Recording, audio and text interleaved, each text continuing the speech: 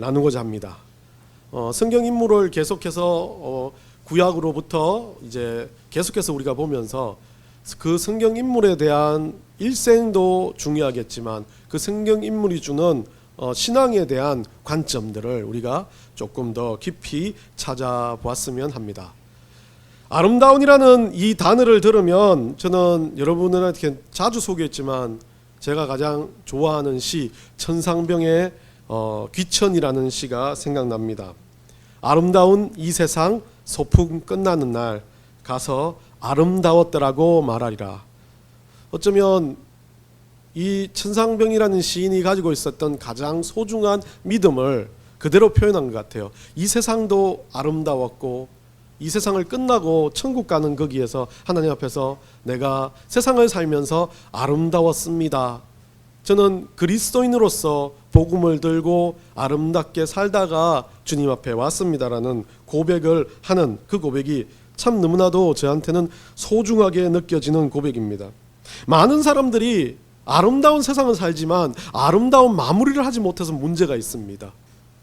아름답게 이 세상은 살았지만, 너무나 풍요롭게 이 세상은 살았지만 진짜 아름다운 천국에 소망을 두는 것이 우리에게 가장 중요한데, 때로는 우리는 너무나 밝은 이 세상 때문에 더 밝은 아름다운 천국을 무시할 때가 많이 있었던 것 같습니다. 우리들의 인생이 마지막을 어떻게 결정짓느냐는 건 이 땅을 우리가 어떻게 살았느냐라는 겁니다. 이 땅은 당연히 아름다운 거 맞아요. 하나님이 창조하셨으니까. 그런데 이 아름다운 세상을 우리가 어떻게 끝내느냐가 참 중요한 것 같습니다. 디모데후서 1장 11절 12절에서 14절 우리 한번 다 같이 읽어봅시다. 내가 이 복음을 위하여 선포자와 사도와 교사로 세우심을 입었노라. 이로 말미암아 내가 또 이 고난을 받되 부끄러워하지 아니함은 내가 믿는 자를 내가 알고 또한 내가 의탁한 것을 그날까지 그가 능히 지키실 줄을 확신함이라. 우리 안에 거하시는 성령으로 말미암아 내게 부탁한 아름다운 것을 지키라. 사도 바울이 디모데라는 자기가 정말 사랑하는 제자와 같고 믿음의 동력자요, 정말 오늘 본문에 말하는 다윗과 요나단 같은 우정을 나눈 그런 아들과 같은 존재에게 하는 말 무엇입니까? 가장 절실하게 부탁하는 것은 이 아름다운 것을 지키라. 이 아름다운 것은 복음이잖아요. 이 아름다운 것은 복음을 말하는 겁니다. 복음을 지키고 전파하는 사람, 이 사람이 바로 아름다운 사람이라는 거죠. 예수님 우리 이 사람을 아름답다라고 표현하기보다는 의인이라고 표현했기도 했습니다. 왕 같은 제사장이라고도 표현합니다. 우리는 우리 인생을 살면서 우리가 진짜 아름다운 그리스도인인지를 다시 한번 돌아보기를 원합니다. 우리는 아름다운 것을 보는 눈은 가지고 있습니다. 그리고 그 아름다움을 판단할 수 있는 뇌도 가지고 있습니다. 그런데 이 아름다움을 판단할 때 보는 것으로 시작됩니다. 봐야만 아름다운 것 같습니다. 보면 그 아름다움에 대해서 생각할 수 있습니다. 그런데 우리 성경의 말씀대로, 히브리서 말씀대로 보지 않고도 믿는 것이 더 귀하다는 말씀처럼 우리가 그리스도인으로서 아름다움을 보는 건 보이지 않는 것, 우리 하나님 주신 저 천국에 대한 아름다움이 먼저 되어야 된다는 것을 기억했으면 좋겠습니다. 명절 기간 장모님 댁에 가서 깜짝 놀랐습니다. 장모님이 한 몇 개월 전에 우리 집에 와서 나뭇가지 하나를 툭 던지면서 화분에 심어놓고 잘 키워라. 엄청 예쁜 꽃이 핀다. 그렇게 이야기했습니다. 제 나름대로는 아니에요. 이 꽃은 누구에게 주었는지 모르겠지만 제 몫이 되어가지고 제가 열심히 그래도 물을 주었습니다. 물을 주는 것으로 끝났어요. 그냥 바깥에 던져놓고. 근데 나뭇잎은 말라 죽지 않는데 그냥 계속 그대로 있습니다. 옆에 잡초들은 풍성하게 자라는데 얘는 안 자라고 죽지는 않더라고요. 그렇게 지내다가 지난 명절 기간 장모님 댁에 갔는데 똑같은 나뭇가지가, 이건 숯불을 이루듯이 가지가 넓게 펼쳐져 있고 빨간 예쁜 꽃이 피어 있는 겁니다. 너무 깜짝 놀랐습니다. 진짜 꽃이 예쁘네요 장모님. 그러니까 봐라, 꽃이 그렇게 예쁘다라고 장모님이 이야기하시는 겁니다. 제가 그냥 돌아오면서 말씀을 준비하면서 와, 인생을 살다 보면 우리는 똑같지 않냐. 나는 그것을 보지 못했고 그 속에 내면에 있는 것, 그 꽃이 어떤 꽃으로 필지를 몰랐기 때문에 그 아름다움을 알지 못했던 것처럼 우리 장모님은 그 꽃의 아름다움을 보았고 경험했고 맛본 사람이기 때문에 그거 확실하다라고 이야기하는 거죠. 복음의 진리는 그렇습니다. 우리는 보지 못하고 천국에 대해서 알지는 못하고 천국에 대해서 한 번이라도 경험해보지 못했지만 그 속에 있었던 모든 감추어진 보화 같은 그 천국은 우리 예수님께서, 우리 성령께서 우리에게 경험을 뛰어넘는 것으로 전달해 주신 거죠. 그 아름다운 것을 우리는 보지 않고도 믿는 그리스도인이 되어야 된다는 겁니다. 그러면 그 아름다움을 가지고 살아가는 하나님의 백성이라는 거죠. 아름다움은요, 보고 아름답다도 할 수 있지만 진짜 아름다움은 감추어져 있는 그 아름다움을 볼 수 있는 눈이 생기는 겁니다. 여러분들한테 이것을 제가 비전이라고들 이야기를 했습니다. 진짜 아름다움은 보는 것으로 시작되지만 그 진짜 아름다움을 받아들이는 건 보지 않고도 받아들이는 것이 훨씬 더 강렬한 아름다움이라는 것을 기억했으면 좋겠습니다. 그리스도인의 진정한 아름다움은 이 천국을 보기 때문에 그렇습니다. 이 천국을 우리가 눈으로 보지 못했지만 믿음으로 받아들였기 때문에 그렇습니다. 그리고 이 천국을 믿음으로 받아들였기 때문에 우리는 사명감을 가지고 이 천국이 아름답다라고 말하고 다니는 우리 장모님처럼 그 천국이 얼마나 아름다운데 그 천국 위해서 사는 거 아니야? 그 천국 위해서 예배하는 거 아닙니까? 그 천국 위해서 우리가 이 고달픈 인생길 가운데서도 주님을 믿고 따르는 건 아닙니까? 우리가 이렇게 말할 수 있는 겁니다. 난 당장 죽어도 천국 갑니다. 이 세상에 부귀영화가 없어도 난 죽어서 천국 가는 그 기쁨 때문에 오늘도 기쁠 수 있습니다라고 말하는 것, 그게 그리스도인의 신앙 고백이라는 겁니다. 오늘 그리스도인들은 아름다울 수밖에 없다는 것을 알려주고 싶습니다. 왜냐하면 어떻게 살아도 우리의 인생은 천국으로 가기 때문에 그렇습니다. 그런데 이 아름다운 인생이 더 아름다워지기 위해서는 이 천국에 대해서 나만 알고 있는 게 아니라 보지 않았던 그 천국을 알려주고자 하는 간절한 마음, 복음에 대한 정말 전도자로서의 역할을 간절하게 가지고 있어야 된다는 것을 우리가 깨달았으면 좋겠습니다. 오늘 이 그리스도인과 함께 똑같이 진짜 아름답다라고 표현으로 아름다운 사람이라고 표현되어진 한 명의 인물이 있습니다. 그 사람의 이름은 요나단이라는 인물인데요, 이 요나단의 생애에 대해서 조금 먼저 알아봅시다. 요나단은 여러분들 사무엘상 14장에 보면 처음 등장을 하는데요, 사울, 이스라엘 첫 번째 왕이었던 사울 왕의 장남이었고 이스라엘의 왕이 첫 번째 왕이 계승자였습니다. 근데 이 요나단 자체는 우리가 봤을 때 다윗과 요나단 그렇게 이야기하면 너무나 절친한 우정을 나눈 친구라고 하는데, 생각해보면 다윗과 요나단은 나이 차이가 좀 납니다. 뭐 학자들은 15살까지 난다라고 보여지고 있지만 제가 보기에도 15살 이상 정도 날 수도 있고 그 정도 차이가 난다는, 삼촌뻘 되는 사람이었습니다. 그런데 이 다윗이 어린 시절 목동으로 있을 때 이 골리앗과의 싸움에서 여러분들 기억나시죠? 사울의 투구를 벗어주지만 그 투구를 전달하는 게 다 요나단입니다. 요나단이 전쟁에서 장수의 역할을 할 성인이 되어 있을 때 다윗은 어린 목동이었다는 거죠.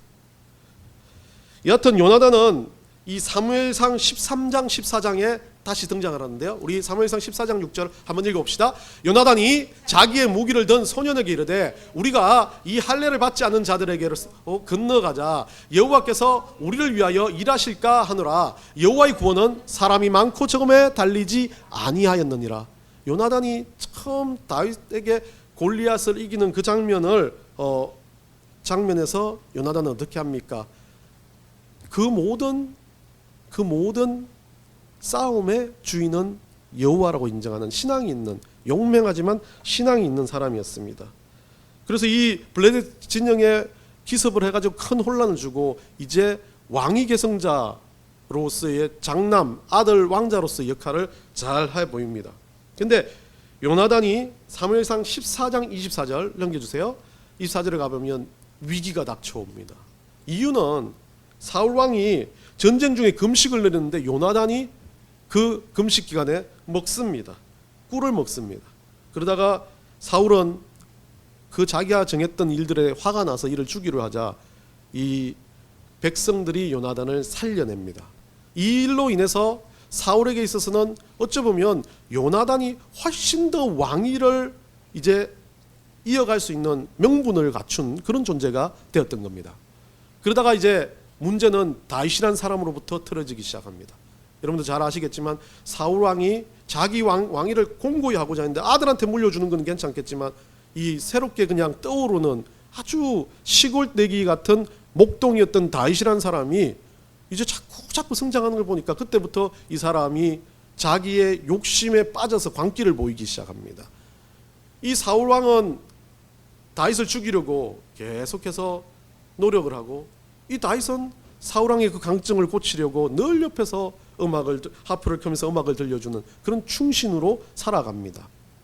다윗과 사무엘이 이 다윗과 요나단이 그런 가정 가운데 서로를 보면서 우정이란 걸 나누게 되는데 삼촌뻘 되는 사람하고 어떻게 우정이 되냐라고 생각되겠지만 이들에게는 하나님이 있었다는 거죠.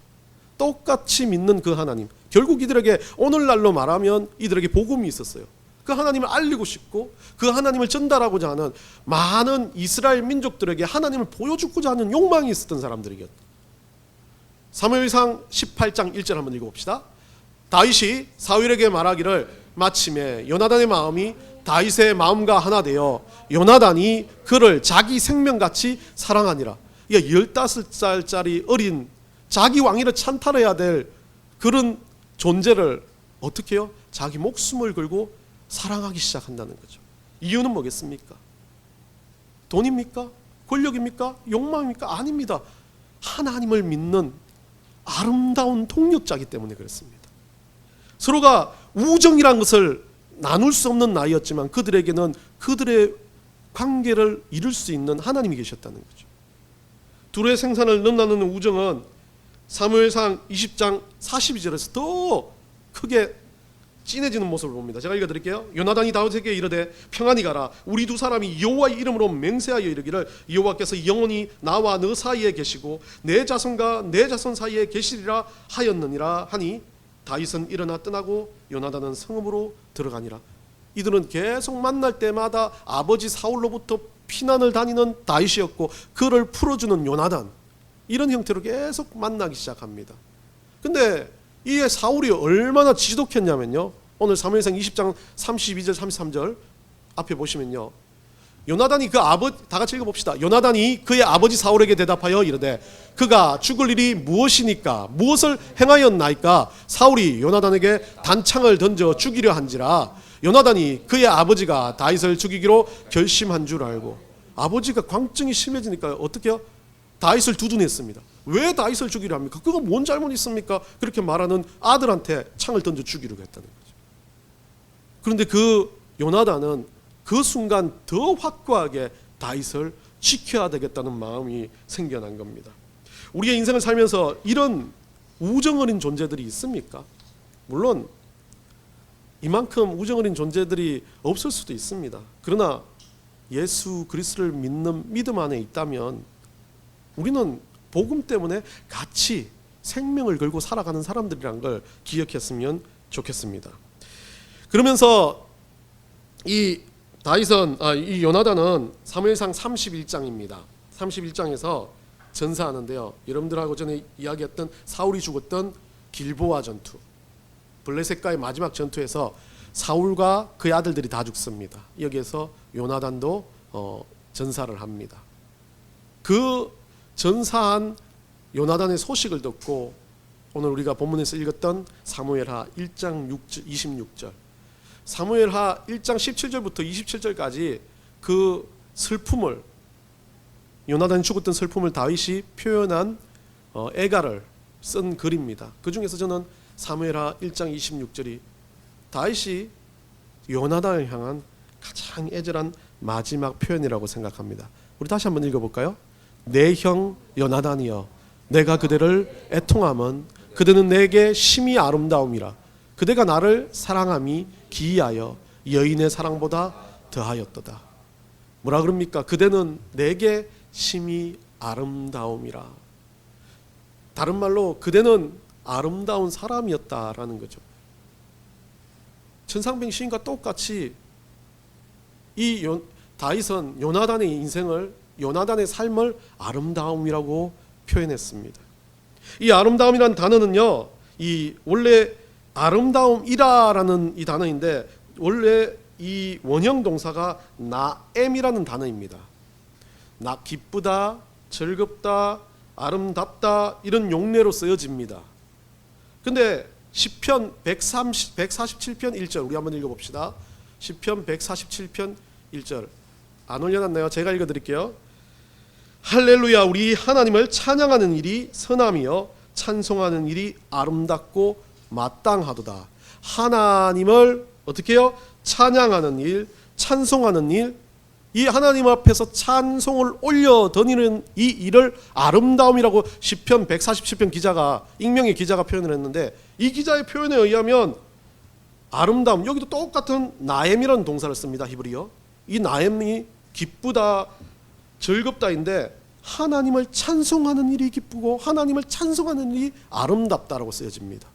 결국 이 아름다움의 근본적인 원인은 하나님이라는 거죠.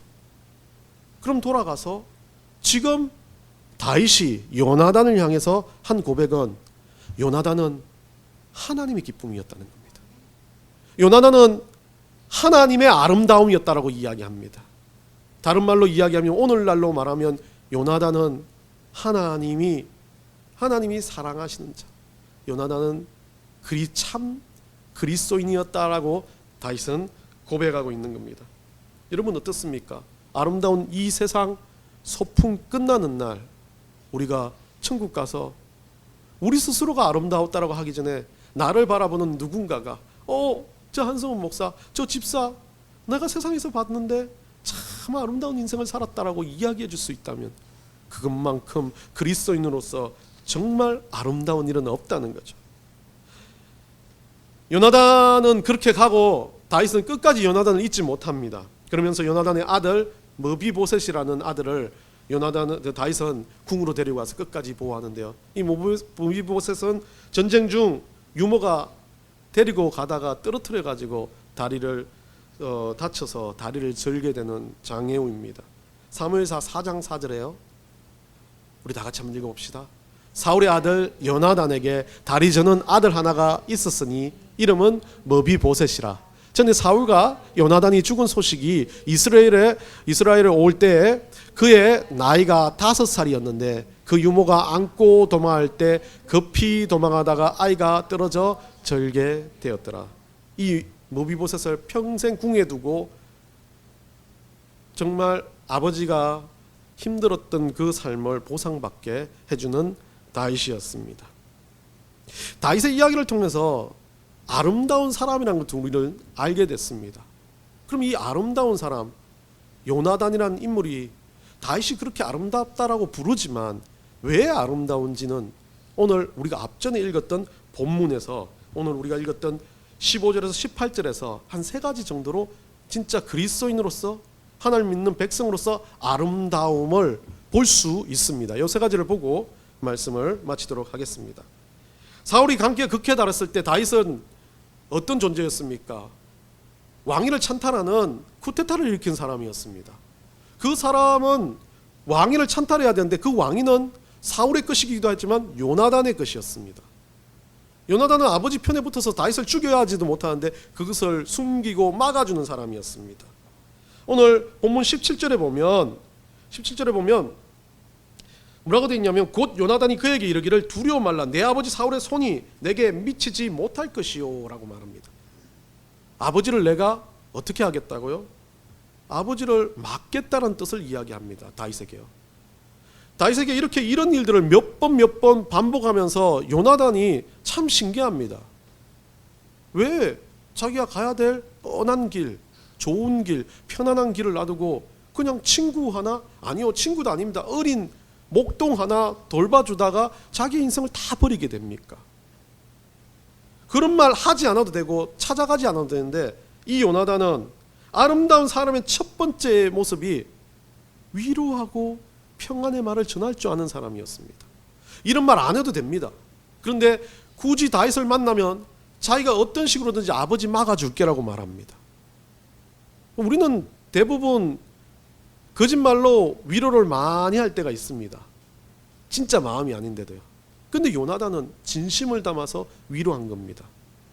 여러분 어떻습니까? 사울에 쫓기는 다윗은 두려움으로 밤을 지새우며 매일 밤 두려움을 지새며 사는 그 다윗이 가장 위로되는 건 사울이 없어지는 것이겠죠.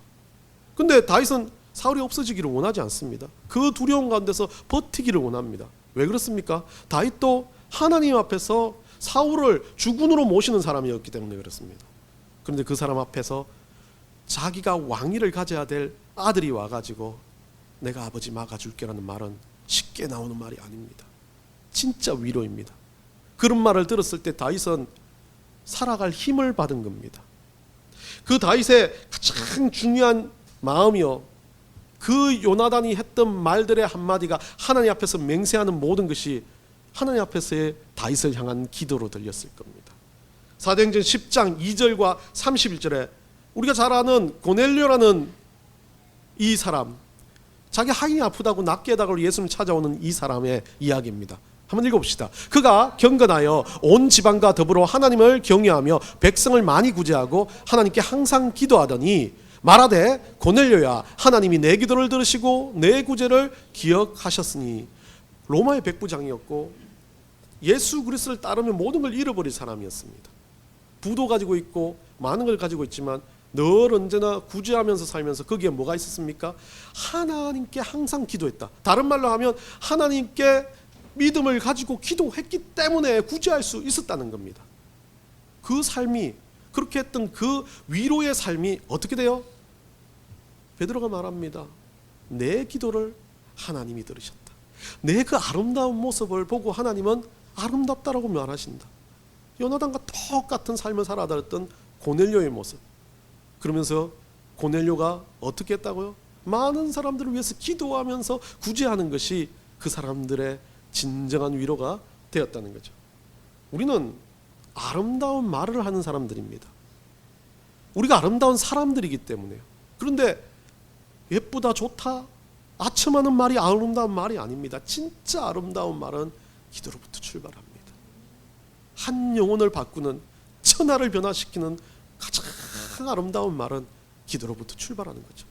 그 말이 내 속에 늘어나면서부터 뭐가 됩니까? 나 스스로도 모르게 내 안에 계신 성령에 의해서 아름다운 사람으로 더더 성장해 간다는 겁니다. 요나단은요, 이 아름다운 사람이기 때문에 믿음을 지키기 위해서요, 자기를 버렸습니다. 아버지 앞에서 자기가 죽음 앞에 서면서도 다윗을 두둔하는 사람이 될 수 있었던 이유는 자기 희생이란 걸 알았습니다. 내가 왕위를 오르지 않으면 다윗이 살 거야 라고 생각했습니다. 그런데 단순하게 그 자기를 희생하는 것이 자기 스스로의 판단이 아닙니다. 자기가 꾸준히 보니까 어떻습니까? 사울 왕 아버지 앞에는 하나님이 보이지 않고 다윗의 삶의 모든 자락에서는 하나님이 보이기 시작하는 겁니다. 아버지 앞에서는 아무것도 보이지 않는데 다윗의 걸어가는 걸음걸이만 봐도 그 속에 역사하시는 성령께서 보이기 시작하는 겁니다. 그러니까 다윗을 위해서 어떻게 합니까? 자기의 것을 내려놓습니다. 왜 그렇습니까? 이 희생은요, 이 자기 포기는요, 믿음이 있기 때문에 그렇습니다. 이 자기 포생은요, 나 때문에 포기하는 것이 아니라 이 땅의 것이 전부가 아니기 때문에 요나단은 영원한 아름다움을 받기 때문에 그렇습니다. 마태복음 16장 24절 245절 24절인지 45절인지 잘 모르겠습니다. 한번 읽어봅시다. 이에 예수께서 제자들에게 이르시되 누구든지 나를 따라오거든 자기를 분하고 자기 십자가를 지고 나를 따를 것이니라. 예수님이 하셨던 그 말처럼요, 요나단은 알았습니다. 제자가 되기 위한 것, 하나님 백성이 되기 위한 것, 아름다운 그리스도인이 되기 위해서 이 왕위 정도는 그냥 내려놔도 된다라는 것을 알았습니다. 여러분들, 왕이요? 내려놓기 그렇게 좋겠습니까? 오늘날로 말하면 모든 권력을 다 가진 사람입니다. 어떤 사람은 더 권력 가지려고 지금 저렇게 날뛰고 저렇게 잘못된 권력을 악용하다가 힘들어하는 사람도 있지 않습니까? 이것만 가지면요, 돈도 사람도 모든 게 따라옵니다. 세상에서는 이것보다 더 큰 힘이 없습니다. 그런데 이걸 포기합니다. 뭐 때문에요? 진짜 아름다운 것을 위해서. 이 땅의 아름다움보다 더 빛나는 천국의 아름다움을 위해서 이걸 포기할 수 있는 것, 그게 진짜 아름다운 것이라고 말려주는 거죠. 요나단은요, 모든 결정의 그 우선순위가 하나님 앞에 있었습니다. 다윗을 봐도 하나님이 보였고, 백성들을 봐도 하나님이 보였고, 자기가 가는 전쟁 속에서도 하나님만 보는 사람이기 때문에 이것이 가능했어요. 그의 모든 뜻은, 모든 중심은 하나님밖에 없었다는 겁니다. 그런데 이 땅에 살면서 요나단은요, 뒤에 어떻게 됩니까? 아버지가 그렇게 광정을 일으키면서 전쟁에 실패하고 블레셋에 다 죽어가면서도 마지막까지도 하나님 앞에서 자기의 인생이, 자기의 살아왔던 삶이 하나님 뜻에 의해서 선택되었던 삶이기 때문에 실패가 아니라는 것을 알았다는 거죠. 그렇게 도망가다 아들까지 힘들어지고 아파지고 그렇게 장애인이 되었지만 요나단의 삶에서 요나단은 그 모든 것보다, 장애가 되는 것보다 천국을 잡는 게 낫다는 것. 왕권을 가지고 이 세상에 떵떵거리고 사는 것보다 하나님께서 아름답다고 명해 주신 그 천국을 소망한 게 훨씬 더 중요한 뜻이란 걸 알았다는 거죠. 아마도 요나단의 마음은 이것과 똑같아요. 빌립보서 1장 18절, 우리가 암송하시는 말씀이잖아요. 우리 나같이 한번 큰 목소리로 읽어봅시다. 그러면 무엇이냐? 거칠애로 하나 참으로 하나 무슨 방도로 하든지 전파되는 것은 그리스도니 이로써 나는 기뻐하고 또한 기뻐하리라. 사도 바울의 이 고백이요, 요나단의 고백과 똑같습니다. 내가 살아가는 내 삶의 모든 흔적을 통해서라도, 이 다윗을 살려낸 그것 하나만이라도 하나님의 뜻이, 하나님의 역사가 이루어지는 것이라면 나는 그거 하겠습니다. 나는 그것이 진짜 아름다운 것으로 보여집니다. 그렇기 때문에 이들은 하나님 앞에서 언약합니다. 그렇기 때문에 이들은 하나님 앞에 맹세합니다. 늘 다윗과 요나단의 사이에는 하나님이 계셨습니다. 그들의 명약과 그들의 언약과 그들이 서로 소통하는 모든 중심에 하나님이 있었기 때문에 그것을 가지고 다윗은 말합니다. 너무 아름다웠는데, 너무 기뻤는데, 너무 좋았는데 나보다 먼저 아름다운 이 세상을 끝내고 주님 옆에 들어간 요나단은 아름다운 사람이라고 말합니다. 여러분 어떤 사람입니까? 그냥 그저 그렇게 살아가는 그리스도인들입니까? 아니면 아름답다라고 말하기, 이 땅에서 정말 아름다워 보이지만 천국의 아름다움을 바라보지 못하는 그런 그리스도인입니까? 이번 한 주 우리가 진짜 아름다움을 찾아 바꿔야 합니다.